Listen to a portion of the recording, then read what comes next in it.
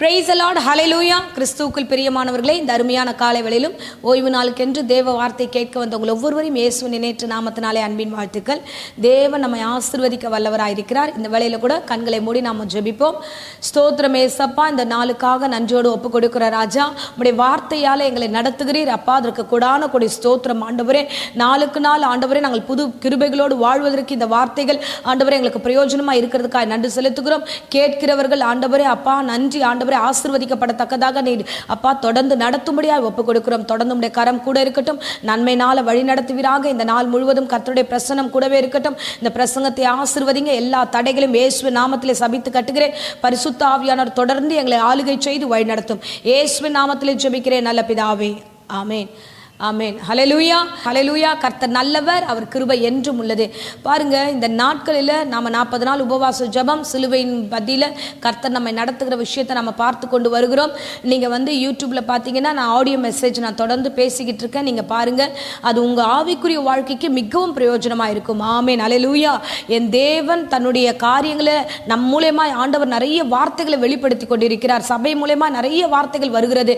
நீங்கள் தேவனுடைய வார்த்தைகளை உங்களுக்கென்று எடுத்துக்கொள்ளுங்க. நிச்சயமாய் அந்த வார்த்தை உங்களுக்கு ஆசீர்வாதமாய் இருக்கும். ஆமென், ஹல்லேலூயா. இந்த நாளிலும் கர்த்தர் விதமாய் நம்மோடு கூட சில வார்த்தைகளை பேச அவர் விரும்புகிறார். அந்த வார்த்தைகளுக்கு நேராக நம்முடைய கவனத்தை திருப்புவோம். வாங்க, லூக்கா 9ஆம் அதிகாரம் 23ஆம் வசனத்தை நம்ம வாசிப்போம். பின்பு அவர் எல்லாரையும் நோக்கி, ஒருவன் என் பின்னே வர விரும்பினால் அவன் தன்னைத்தானே வெறுத்து தன் சிலுவையை அனுதினமும் எடுத்துக்கொண்டு என்னை பின்பற்ற கடவன்.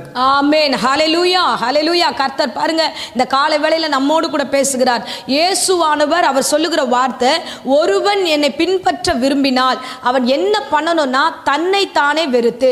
ஆமென், ஆமென்.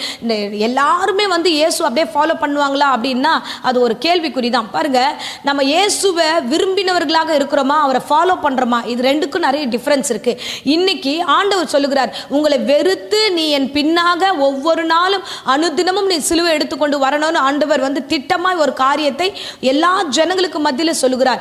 இன்னைக்கு இந்த பிரசங்கம் கேட்கிற உங்ககிட்ட சொல்லுகிறாரு, இயேசுவை பிடிக்கும் எனக்கு ரொம்பனா. இந்த உலகத்தில் நிறைய பேருக்கு இயேசுவை பிடிக்கும். ஸோ பிடிக்கிறது மாத்திரம் அல்ல, இயேசுவை ஃபாலோ பண்றோமா அப்படின்றது தான் முக்கியம். இன்னைக்கு இயேசுவை ஃபாலோ பண்ணுகிற பிள்ளைகளா இருந்தீங்கன்னா அவர் வழியில நம்ம நடந்தோம் என்றால் உண்மையாகவே ஆவிக்குரிய வாழ்க்கையில் ஒரு சிறந்த பிள்ளைகளா நம்மளால வாழ முடியும். ஆமென். சகல ஆசீர்வாதத்திலும் கர்த்தர் நம்மை நடத்த வல்லவராய் இருக்கிறார். ஆமென். பாருங்க, இந்த உலகத்துல இம்மைக்கு மாத்திரம், அதாவது இந்த உலகத்தின் ஆசீர்வாதங்களுக்காக ஃபாலோ பண்றவங்க இருக்காங்க.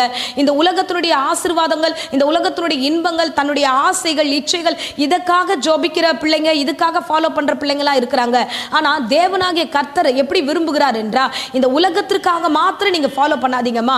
இம்மையில மாத்திரம் இல்ல, உங்களை நான் மறுமைக்கு கொண்டு போகணும்னா இந்த உலகத்தின் காரியங்கள்ல நீங்கள் என்ன பண்ணணும்னா உங்களை நீங்களே வெறுக்கிற பிள்ளைகளாய், உங்களை நீங்களே தனித்த நீங்கள் சில காரியங்களை விடுகிற பிள்ளைகளாய் இருக்க வேண்டும் என்று கர்த்தர் விரும்புகிறார். நீங்க இந்த வசனத்துல உற்று பார்த்தீங்கன்னா ஒரு வார்த்தை சொல்லுகிறது, அந்த இடத்துல நீங்க எல்லோரும் எப்படிப்பட்டவர்களாக இருக்கணும்னு கர்த்தர்னா தன் சிலுவையை, ஒவ்வொருவரையும் ஆண்டவர் சொல்ல, தன் சிலுவையை அனுதினமும், அல்லேலூயா, அந்த வசனத்துல நம்ம மேற்கொண்டு வாசிக்கிறோம், தன் சிலுவையை அனுதினமும் எடுத்துக்கொண்டு என்னை பின்பற்ற கடவன். பாருங்க, தேவனுக்கு பின்பதாக வருகிறவர்கள் ஒவ்வொரு காரியத்தையும் அர்ப்பணிப்போடு வர வேண்டும். ஆமென். ஏன் அர்ப்பணிப்போடு வரணும்? எதுக்காக தேவனை ஃபாலோ பண்ணணும்னா அவர் எனக்காக பாடுபட்டார், நான் பரலோகம் ஏறணுன்றதுக்காக பாடுபட்டார். எத்தனையோ காரியங்களை ஆண்டவர் நமக்காக சாக்ரிஃபைஸ் பண்ணார். அவர் பரத்தை விட்டு, பரலோகத்தின் மகிமையை விட்டு, எல்லாத்தையும் விட்டு இந்த பூமியில எனக்காக அவர் கடந்து வந்திருக்கிறார். அல்லேலூயா. அதை நீங்க உண்மையாக உணர வேண்டும். ஆமென். அதுதான் இயேசு சொல்லுகிறார், அம்மா நீ சிலுவையை சுமந்து கொண்டு என் பின்னாடி வா, என்ன நீ உன்னுடைய காரியங்கள் எல்லாம் விட்டுட்டு என்னை கொஞ்சம் திரும்பி பாரு. அப்படி திரும்பி பார்த்தீங்கன்னா கர்த்தர் சகலவற்றையும் நடத்த வல்லவராய் இருக்கிறார். அல்லேலூயா. நாம ஒரு விஷயத்தை தெளிவாய் புரிந்து கொள்ள வேண்டும்.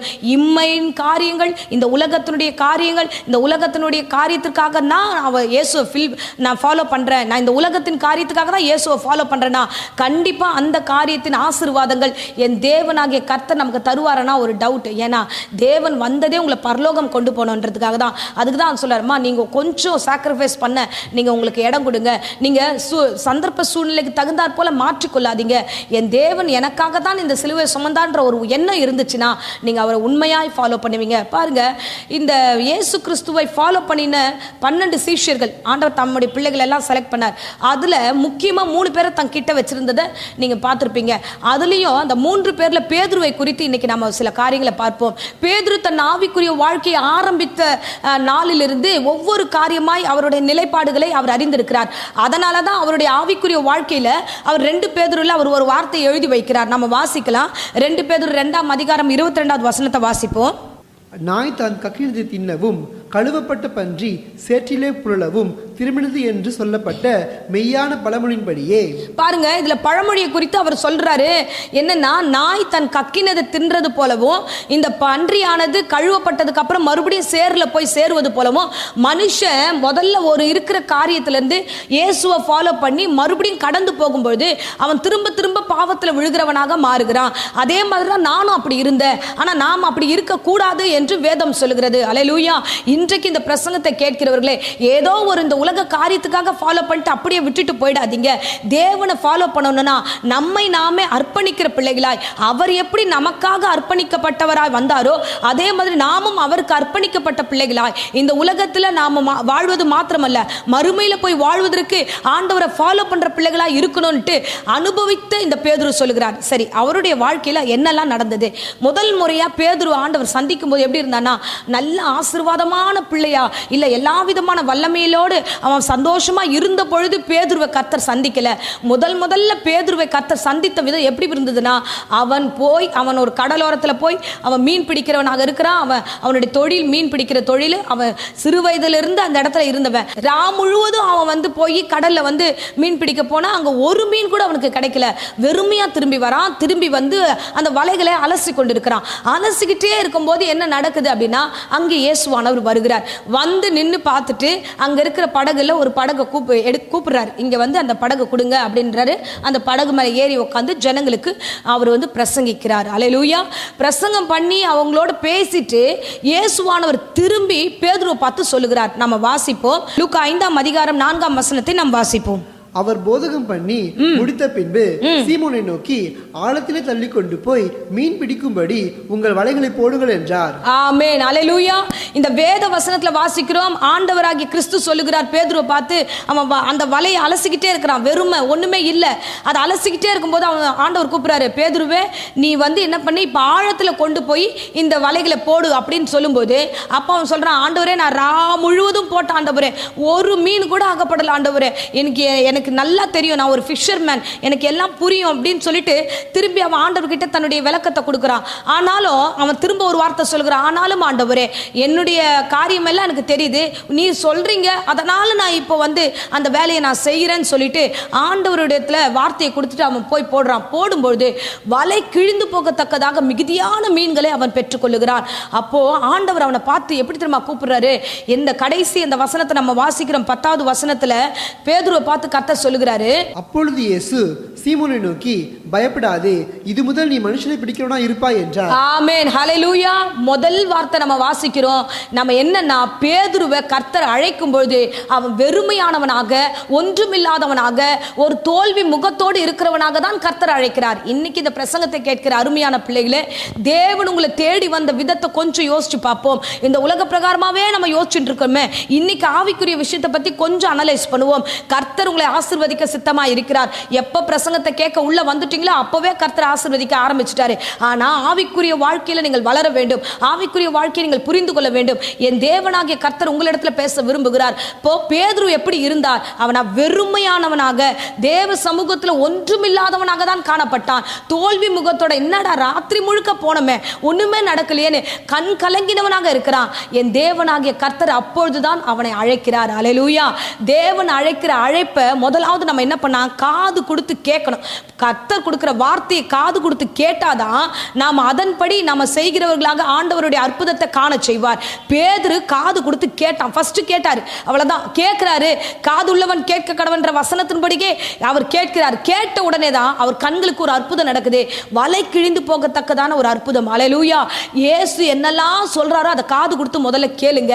பேதுரு முதன் அழைப்பை பெற்றுக்கொள்ளும் பொழுது அவன் உணர்ந்து அந்த சாமியை என்னமோ சொல்றாரு, அந்த தேவ மனுஷன் ஏதோ சொல்றாரு, இத்தனை ஜனங்க கேட்கறாங்க, நம்மளும் கேட்கலான்னு அந்த அழைப்பை அவன் முதலாவது ஏற்றுக்கொள்ளுகிறான். அல்லேலூயா. இப்படிதான் நாம ஏற்றுக்கொள்ளுகிறோம், இப்படிதான் தேவனை நோக்கி பார்க்க வந்திருக்கிறோம். சோ இன்னைக்கு ஆண்டவர் அழைத்த அழைப்பின்படி ஆண்டவர் சொல்லுகிறார், அப்பா நீ மறுபடியும் என் பின்னாடி வா, நான் மீன் பிடிக்கிறவனா நீ வாழ்ந்துட்டு இருந்த, இனி நான் வந்து உன்னை மனுஷனை பிடிக்கிறவனாக நான் உன்னை மாற்றுகிறேன் என்று அவனை கர்த்தர் அழைக்கிறார். அல்லேலூயா. பாருங்க என் தேவன் எவ்வளவு பெரியவர் பாருங்க.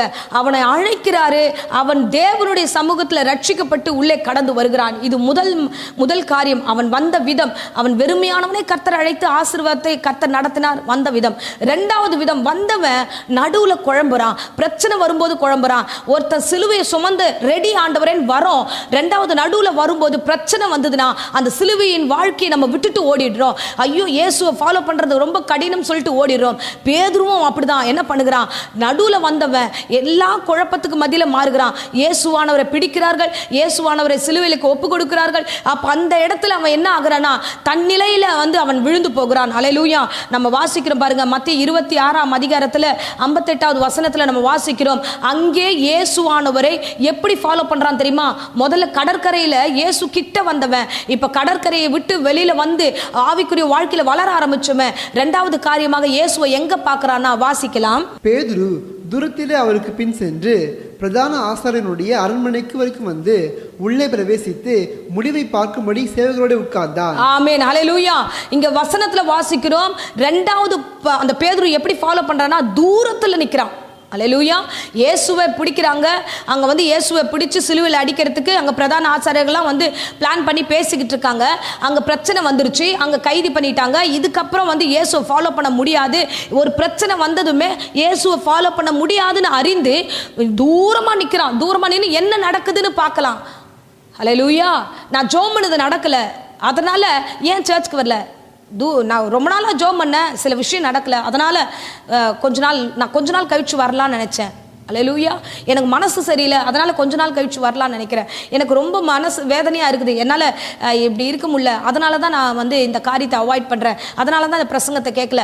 அல்லேலூயா. நம்ம சில நேரங்களில் சில குழப்பங்களுக்கு மத்தியில் போகும்பொழுது, சில பிரச்சனைகள் நம்ம சந்திக்கும்போது இயேசுவை நம்ம ஃபாலோ பண்ணுறத நம்ம வந்து அவாய்ட் பண்ணிக்கிறோம், கொஞ்சம் லாங்கில் எடுத்துக்கிறோம். ரொம்ப நாள் கழிச்சு ஒரு சிலர் பார்க்குறோம் 2-3 மாதம் கழிச்சு தேவனுடைய வார்த்தை கேட்கறது, 2-3 மாதம் கழிச்சு தேவனை தேடுறது. ஏன்? பிரச்சனை வந்தா இயேசு விட்டுறோம், அந்த சிலுவை விட்டுடுறோம், தேவனை ஃபாலோ பண்ணுறதை விட்டுறோம். அல்லேலூயா. பேதுருடைய நிலைமை அப்படிதான் மாறுச்சு. ஆமென். நீங்கள் இந்த இடத்துல தான் பேதுருவா, இந்த இடத்துல உங்களை நிற்க வச்சு பாருங்க.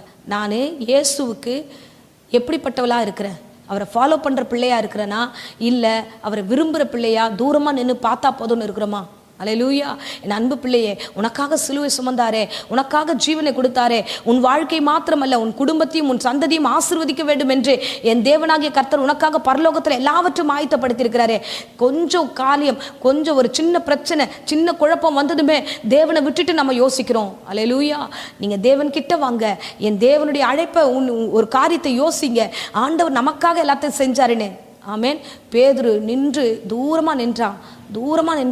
அடுத்து என்ன தெரியுமா நடக்குது? தூரமாக நின்றவன் தூரமாக போனால் என்ன ஆகும் தெரியுமா?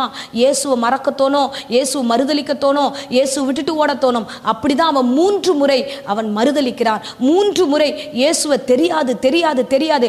முதல் முறை அவனை அறியேன் என்றான், 2வது முறை சபிக்கவும் சத்தியம் பண்ணவும் அவன் தொடங்குறான், அறியேன் என்று சொல்லுகிறான். 3 முறை அவன் சொல்லுகிறான். அல்லேலூயா. என் தேவன் இன்னைக்கு பேசுகிறார். அந்த பேதுருடைய நிலை குழப்பமாக இருக்கும்போது மறுதலிக்க தோணும், குழப்பமாக இருக்கும்போது விட்டு ஓட தோணும், சத்தியம் பண்ணவும் சபிக்கவும் அதே ஆண்டவர்கிட்ட தான். ஆண்டவரே நான் உங்களை ஃபாலோ பண்ண நான் என்ன பண்ணணும் அப்படின்னு கேட்டவன் இன்னைக்கு வந்து நிற்கிறான், சத்தியம் பண்ணுறான், யாருன்னு தெரியாது, சபிக்கிறான். அல்லேலூயா. உங்கள் வாழ்க்கையில் குழப்பம் வரும்போது இயேசு விட்டு ரொம்ப தூரம் போயிட்டீங்கன்னா மறுதலிக்கிற பிள்ளைகளாக நீங்கள் மாறிவிடுங்க. வசனத்தை நம்ம வாசிக்கிறோம் பாருங்க. நீங்கள் பார்த்தீங்கன்னா மத்திய 26ல் 70லேருந்து 75 வரைக்கும் அப்படியே தொடர்ந்து நம்ம வாசித்தோம்னா நிறைய காரியங்கள் 3 முறை அவர் மறுதலித்தில் பார்க்கிறோம். கடைசியாக சேவல் கூவுற நேரம் வாசிக்கலாம். 75வது வசனம். அப்பொழுது பேதுரு சேவல் கூவுறதுக்கு முன்னே நீ என்னை 3 தடவை மறுதலிப்பா என்று இயேசு தன்னிடத்தில் சொன்ன வசனத்தை நினைத்து கொண்டு வெளியே போய் மனக்கசந்து அழுதார். ஆமென். ஹல்லேலூயா. பாருங்க, இவ்விதமாகவே அவன் பயங்கரமா அழுகுறான். ஐயோ ஆண்டவர் நம்ம சபிச்சிட்டோமே அப்படின்னுட்டு அந்த மனம் கசந்து அழுகிற நிலையில வந்து நிற்கிறான். அப்படிதான் சில நேரங்களில் நம்ம வந்து மறுதலிக்கும் பொழுது என்ன சூழ்நிலை மாறுகிறதுனா, நம்ம மறுதலிச்சுட்டு போகிறது மாத்திரம் இல்லை, நம்மோடு கூட இருக்கிறவங்களையும் நம்ம பின்மாற்றமாக கொண்டு போகிறவர்களாக இருக்கிறோம். அதுதான் வசனம் சொல்லுது, கலப்பின் மேல் கை வைத்தவன் பின்னிட்டு பார்க்கிற எவனும் தேவனுடைய ராஜ்யத்திற்கு தகுதியானவன் அல்ல. அல்லேலூயா. நாம் ஒரு ஆண்டவரை ஃபாலோ பண்ண ஆரம்பிச்சிட்டோம், ஆண்டவரை பின்பற்ற ஆரம்பிச்சிட்டோம், என்ன வந்தாலும் அவரை ஃபாலோ பண்ணுற பிள்ளைகளாய் நாம் காணப்பட வேண்டும். மூன்றாவது காரியத்தை பார்க்குறோம் பாருங்க, நம்ம குழம்பும் போது நம்ம என்ன நிலையில் இருந்துக்கிறோன்றதை நம்ம யோசிக்கணும்.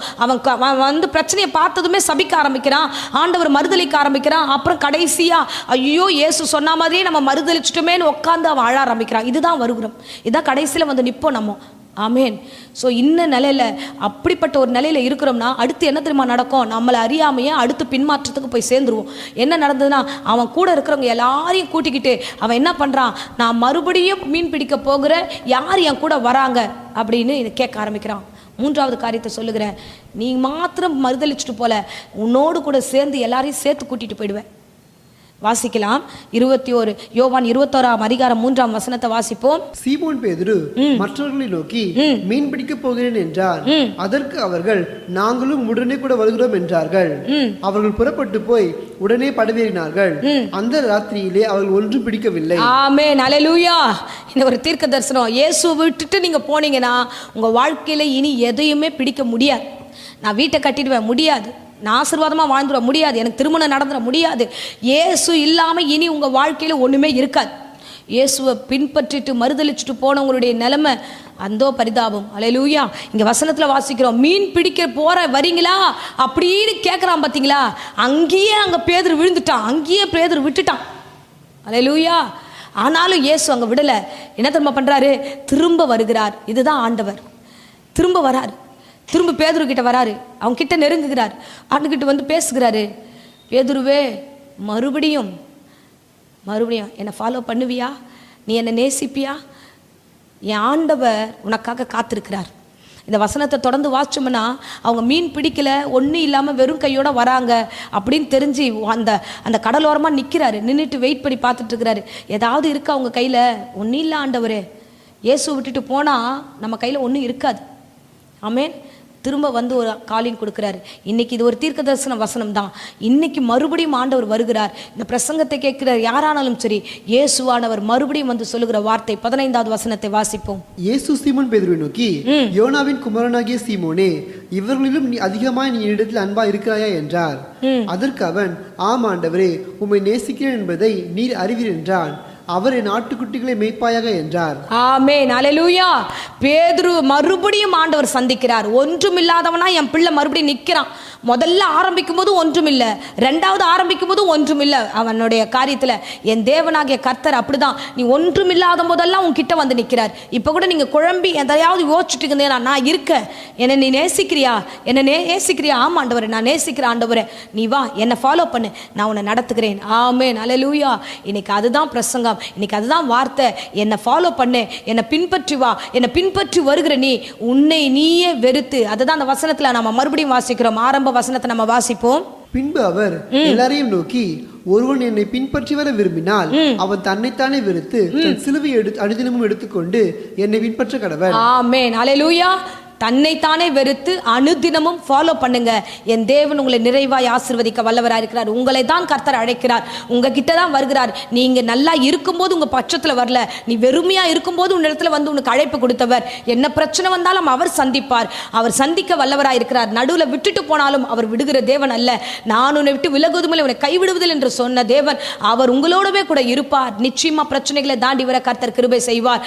ஆமென். அந்த தேவனாகிய கர்த்தர் மறுபடியும் பேதுரு இடத்துல வந்து, நீ என்னை நேசிக்கிறாயா என்று கேட்டவர், நான் உன்னை மறக்கலப்பா, நான் உன்னை மறக்காம உன்னை தேடி வந்திருக்கிறேன். இந்த தடவை இந்த பிரசங்கத்து மூலமா உங்களிடத்துல தேடி வந்திருக்கிறார். உங்களை ஆசீர்வதித்து உங்களை வழிநடத்த அவர் வல்லவராயிருக்கிறார். ஆமென். வருகிற பிரச்சனைகள், இடர்பாடுகள் எல்லாவற்றுக்கும் மத்தியில் இயேசுவை நீங்க உண்மையாய் ஃபாலோ பண்ணுங்க.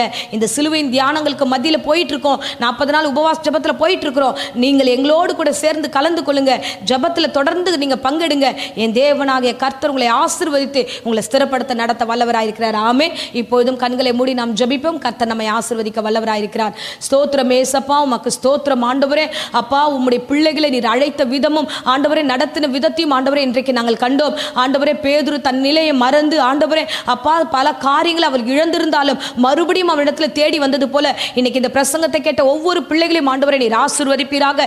எங்கெல்லாம் இருந்து இந்த பிரசங்கத்தை கேட்கிறார்களோ அப்பா, உமக்கு ஸ்தோத்திரம் ஆண்டவரே. நீர் கேட்ட வார்த்தையின்படி நீ என்னை நேசிக்கிறாயா என்று மறுபடியும் வந்து கேட்கிறீரே, உமக்கு ஸ்தோத்திரம் ஆண்டவரே. அப்பா, இந்த பிள்ளைகள் ஆண்டவரே தன்னுடைய காரியங்களில் ஆண்டவரே நிலைவரப்பட்டு ஆண்டவரே ஃபாலோ பண்ண கிருபை தாங்க ஆண்டவரே. ஆசீர்வதியும். இவங்களை பிரிக்கிற எல்லா பிரிவினின் ஆவிகளையும் பொல்லாத பிசாசையும் சாத்தானையும் இயேசுவின் நாமத்தில் சபித்து கட்டுகிறேன். நீர் உலகத்திற்கு மாத்திரம் தேவன் அல்ல ஆண்டவரே, இம்மைக்கு மாத்திரம் தேவன் அல்ல, மறுமைக்கு தேவன் என்பதை அநேகர் புரிந்து கொள்ளத்தக்கதாய் ஆண்டவரே பெரிய காரியங்களை செய்து ஆசீர்வதியும். ஆசீர்வதியும் இயேசுவின் நாமத்தினால் ஒவ்வொரு பிள்ளைகளையும் குடும்பத்தாரையும் அடியேன் ஆசீர்வதிக்கிறேன். தொடர்ந்து வழி நடத்தும், காத்துக்கொள்ளும். இந்த வேளையில யாராகிலும் வியாதியோடு பலவீனத்தோடு சோர்வோடு பயத்தோடு யாராகிலும் இருந்தா அப்பேற்பட்டவர்களுக்கு வியாதி விக்கிரங்களை நீக்கி பூரண சுகத்தை கொடுத்து ஆசீர்வதியும். ஆசீர்வதியும். கூடவே இருந்து வழி நடத்தும். இயேசுவின் நேற்று நாமத்திலே ஜெபித்து ஆசீர்வாதத்தை ஒப்பு கொடுக்கிறேன் ஜீவனுள்ள நல்ல பிதாவே. ஆமென். ஆமென். ஆமென். Praise the Lord. God bless you.